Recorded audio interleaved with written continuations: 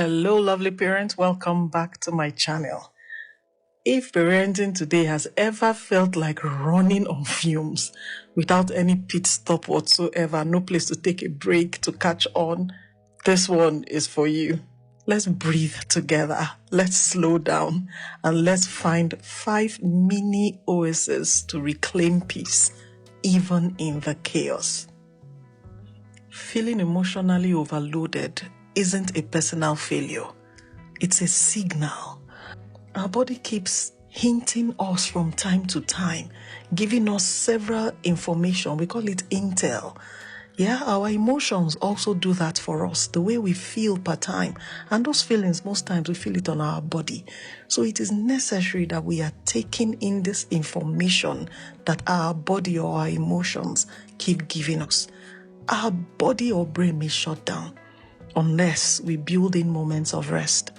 So let's think short and restorative, not necessarily luxury, that kind that we can almost nearly instantly create, even with the children at home. When tension builds, just hit the pause button. When it looks like you're about to lose your hair, hit the pause button. When it feels like you are drained, hit the pause button. You want to try this even in real time. Let's breathe in for a count of 4. We'll hold it for a count of 4. Then we exhale on a count of 6. You want to repeat this 3 times. Yeah, and I would love you to pause this video and just do this. It's amazing what breathing could help us achieve. It calms our nervous system fast. No one even needs to notice that you're doing it. So I encourage you to please pause this video and just take some few seconds off to do this breathing exercise.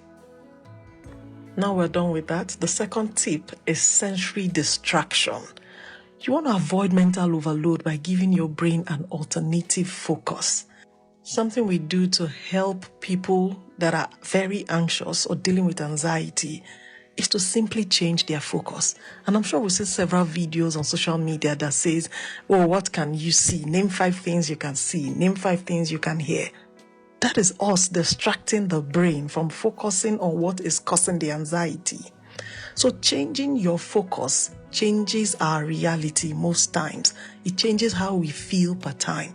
So once you feel a mental overload, give your brain something else to focus on. Example, you could touch a textured pillow, or you could go sniff a scented candle, or run cold water on your hands. Anything at all that could help you be grounded, and it is instant and powerful. That's why sometimes they say, oh, while you're breathing, focus on your breath. Don't be taking in these deep breaths and then yet you're focusing on the 10,001 things on your to-do list. Let it go. Focus on something else, especially something that you love or an experience that you loved having. Speaking of things that you love, let's segue in nicely to tip number 3. You want to create a mini yes list.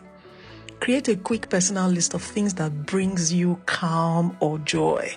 2 to 3 minutes max, yeah?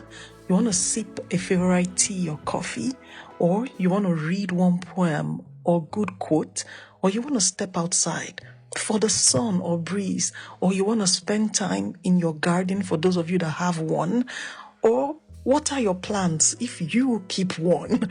Anything at all that you know you really love doing, or even a chat with a loved one. Yeah, but something that brings you calm and joy. It could be music. I know that one works for me. And number 4, create physical boundaries. Boundary doesn't need walls. It can be a bedsheet booth in the corner.